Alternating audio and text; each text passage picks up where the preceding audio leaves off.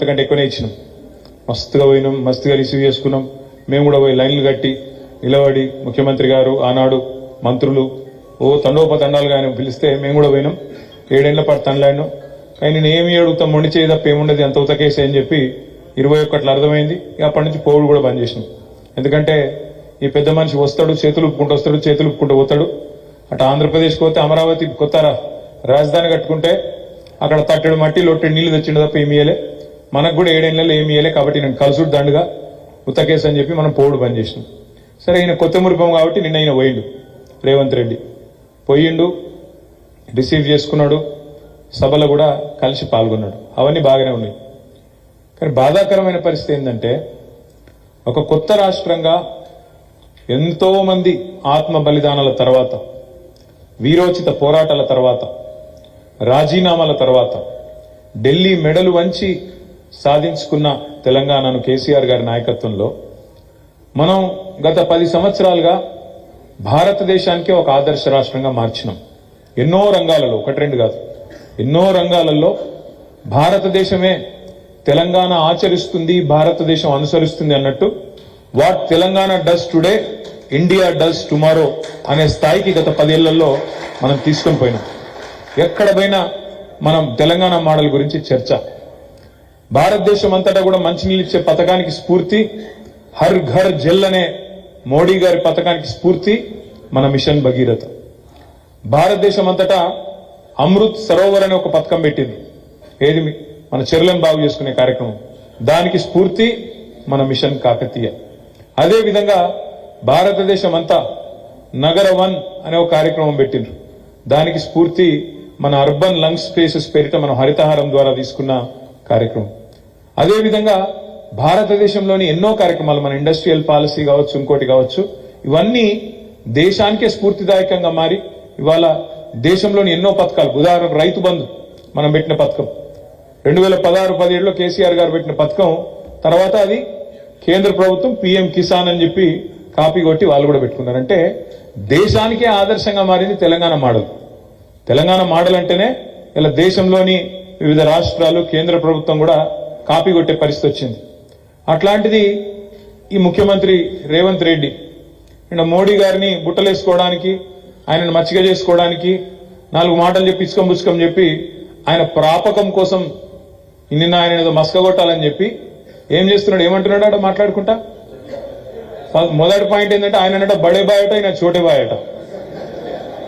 బడే భయ్యా చోటే భయ్యా, అది మన దగ్గర ఒక కహావట్ ఉంటుంది తెలంగాణలో. బడే మియాతో బడే మియా, చోటే మియా సుబాన్ అల్లా అని. ఆయన ఏం చేయలేదు, ఈయనేం చేయడు. ఇంతే. ఒక దిక్కేమో ఆయన బడే బాయ్ అని ఆయన గురించి చెప్తాడు. రెండో సిగ్గు లేకుండా బాధ ఎక్కడ అనిపించిందంటే, సరే నీ బడే బాయ్ కావచ్చు, నువ్వు పాతకాలంలో బీజేపీలో పనిచేసినవి కాబట్టి నీకు ఉండొచ్చు ఆ గుల. గతంలో ఏబీవీపీలో పనిచేసినావు, RSS పత్రికలలో పనిచేసినావు కాబట్టి, నీకు ఆ ప్రింటింగ్ ప్రెస్ లో పనిచేసినావు కాబట్టి నీకు ఆ గుల ఉండొచ్చు ఎంతో కొంత. మా బడే బాయ్ అని పాత వాసనలు ఒకపోవచ్చు రేవంత్ రెడ్డికి.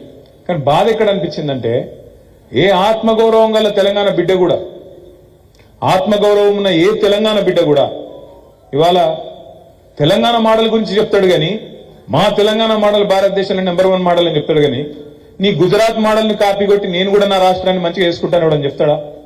ఎంత ఘోరం అంటే, ఇదే ముఖ్యమంత్రి, ఇదే రేవంత్ రెడ్డి సరిగ్గా 3 నెలల కిందటనో 4 నెలల కిందటనో ఈయననే మాట్లాడింది, ఎవరో కాదు. ఏమున్నదా గుజరాత్ మోడల్? అదో మోడలా? గుజరాత్ మోడల్ అంటే మందిని కాల్చి చంపుడా? గుజరాత్ మోడల్ అంటే బంధు పెట్టుడా, మందిని చంపుడా, మతం పేరు మీద చిచ్చు పెట్టుడా అని మాట్లాడింది రేవంత్ రెడ్డి. సరిగ్గా 3 నెలలు కాలే, మరి నిన్నేం పుట్టిందో గుజరాత్ మోడల్ చేస్తా అని మాట్లాడుతున్నాడు. ఆత్మగౌరవం ఉన్న తెలంగాణ బిడ్డ ఏ ఒక్కడు కూడా నిజంగా కూడా నిన్న ఆయన మాట్లాడిన మాటను చీత్కరించుకుంటారు, అసహించుకుంటారు. అట్లాంటిది ఆయన మన ముఖ్యమంత్రి కావడం మన కర్మ. అట్లాంటి ముఖ్యమంత్రి ఈరోజు ఆ వేదిక మీద నిలబడి నిన్న మాట్లాడుతూ ఉంటే నిజంగా సిగ్గనిపించింది. బడే బాయ్ అంటాడు. మరి ఆ బడే బాయ్ ఏమిచ్చిండో, చోటే బాయ్కి చెవులో ఏం చెప్పిండో మనకు తెలియదు. కానీ నాకైతే ఒకటి స్పష్టంగా కనబడతా ఉన్నది, రేవంత్ రెడ్డి భవిష్యత్తు, రాష్ట్రంలో కాంగ్రెస్ భవిష్యత్తు నాకైతే నిన్న మీటింగ్ తోని మంచిగా అర్థమైంది. ఖచ్చితంగా రాబోయే రోజుల్లో మహారాష్ట్రలో జరిగినట్టు, అస్సాంలో జరిగినట్టు రేవంత్ రెడ్డి గారు వచ్చే ఎన్నికల తర్వాత బీజేపీ తీర్థం పుచ్చుకోవడం ఖాయమనే మాట మాత్రం నేను మీకు పక్కా చెప్తున్నా. మరొక ఏక్నాథ్ షిండే, మరొక హిమంత బిశ్వాస్ శర్మ ఇక్కడనే ఉడతాడు, కాంగ్రెస్ పార్టీని బొంద పెడతాడు. నేను ఉత్తగా ఆషమాషికి ఎత్తలేని ఈ మాట. నిన్న రేవంత్ రెడ్డి ఇంకొక మాట అన్నాడు, మీరు వినండి జాగ్రత్తగా. ఏమన్నాడు? బడే బాయ్ ఇట్లనే ఉండాలి, మీ ఆశీర్వాదం మా మీద. ఎన్నికలు 2 నెలలు లేవు, భవిష్యత్తులో కూడా నీ ఆశీర్వాదం నా మీద ఉండాలంటే ఏమన్నట్టు? మా రాహుల్ గాంధీ అంటే తటబార వేస్ట్ కేసు, అది గెలిచేది లేదు, పీకేది లేదు, మళ్ళా నువ్వే ప్రధానమంత్రి అని చెప్పినట్ట కదా. కాంగ్రెస్ ముఖ్యమంత్రి, తెలంగాణ ముఖ్యమంత్రి ఎవడన్నా మెడకాయ మీద తలకాయ ఉన్నాడు, ప్రధానమంత్రి నరేంద్ర మోడీ ఆశీస్సులు భవిష్యత్తులో కూడా ఉండాలి, ఏది ఇంకా 2 రోజుల్లో ఎలక్షన్ పెట్టుకొని అంటాడా ఎవడన్నా? అంటే ఏమన్నట్టు ఉద్దేశం? బరాబర్ మా రాహుల్ గాంధీ వేస్ట్ ఫెలో. నేను అంటలేను, ఆయనతో మీరు నేను అన్నాను రాశారు కొంపదీసి, నేను అనలే.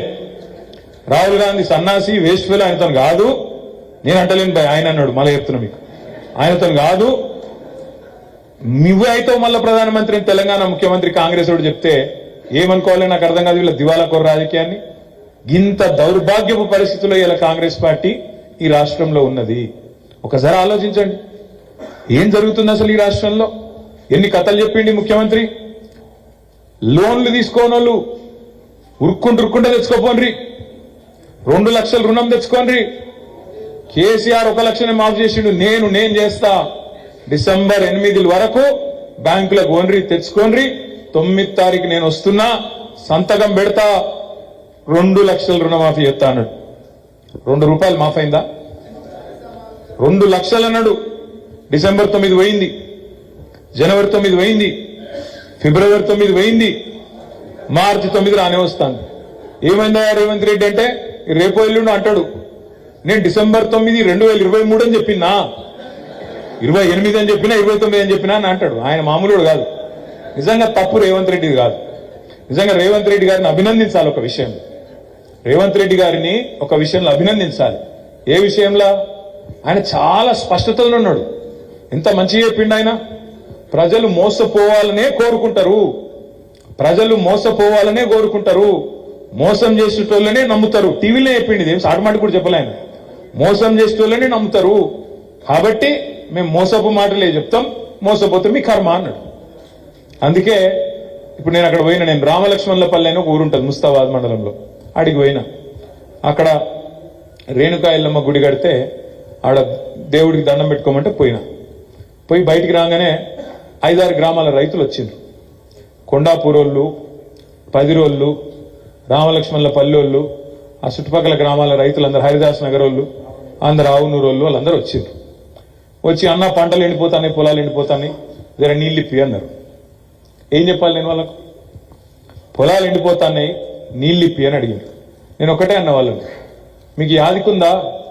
కేసీఆర్ ఉన్నప్పుడేమో ఏప్రిల్ నెలలో ఎర్రటి ఎండల్లో నర్మాల చెరువు అలుగు దుంకుతుండే, మీకు యాదికుందా అని అడిగిన. మరి ఇప్పుడెందుకు అయితే లేదు, ఇప్పుడెందుకు దుంకుతలేవు చెరువులు అలుగులని అడిగిన. పాపం తెలియదు వాళ్ళకు. వాస్తవం ఏంటి అంటే, మీకు తెలుసు, ఈ కాళేశ్వరం అనే ప్రాజెక్టు మీద విపరీతమైన చర్చ జరుగుతుంది ఇలా రాష్ట్రంలో. కాళేశ్వరం అంతా బేకార్ అయిపోయింది, కొట్టుకపోయింది, కేసీఆర్ 1,00,000 కోట్లు తిన్నాడు. ఇక ఎవడు పడతా వాడు ఎంత ఇష్టం వచ్చినట్టు మాట్లాడతాను.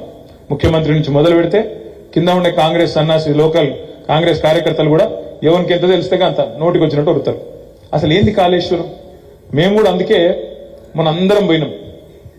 కాళేశ్వరం అనే ప్రాజెక్టు ప్రపంచంలోనే అతిపెద్ద లిఫ్ట్ ఇరిగేషన్ ప్రాజెక్ట్. దానికి 10 రేకు ఏం సంబంధం అని మీరు అడిగితే అందుకే చెప్తున్నాను ఇదంతా. దానికి 10 రేకు, దానికి సిరిసిల్లకి ఏం సంబంధం, దానికి ఇంకో దానికి ఏం సంబంధం అంటే ఇలా కాళేశ్వరంతో సగం తెలంగాణకు సంబంధం ఉంది. అందుకే చెప్తున్నా మీకు, 40 లక్షల ఎకరాలు సాగు చేసే రైతులకు సంబంధం ఉంది కాళేశ్వరం ప్రాజెక్టుతో. కాళేశ్వరం అనే ప్రాజెక్టు అసలు ఏంటిది? ప్రపంచంలోనే అతి పెద్దదైన లిఫ్ట్ ఇరిగేషన్ ప్రాజెక్ట్. అంటే ఏంది? తెలంగాణను చూస్తే, తెలంగాణ భౌగోళిక పరిస్థితి చూస్తే ఇట్లా గుడిసె లెక్క ఉంటుంది తెలంగాణ. ఇట్లా గుడిసె లెక్క ఉంటుంది. ఒక దిక్కు గోదావరి వారుతుంది, ఇంకో దిక్కు కింద కృష్ణ వారుతుంది. గోదావరి ఏమో కింద, కుంటయ్య గారు జర ఫోన్ బంద్ చేయని దండం పెడతాం. కిందనేమో గోదావరి ఏమో సముద్ర మట్టానికి 80-90 మీటర్ల మీద గోదావరి వారుతుంది. కృష్ణానదేమో 100, 110, 120 మీటర్ల కాడికి కృష్ణానది వారుతుంది. ఇప్పుడు మన సిరిసిల్ల ఉంది. మన సిరిసిల్ల దగ్గర 300, నాకు గుర్తున్న కాడికి, సబ్జెక్టు కరెక్షన్, 340 మీటర్లు, 350 మీటర్ల మీద సిరిసిల్ల ఉంటుంది. అటు పోతే హైదరాబాద్ పోతే 535 మీటర్ల మీద ఉంటుంది.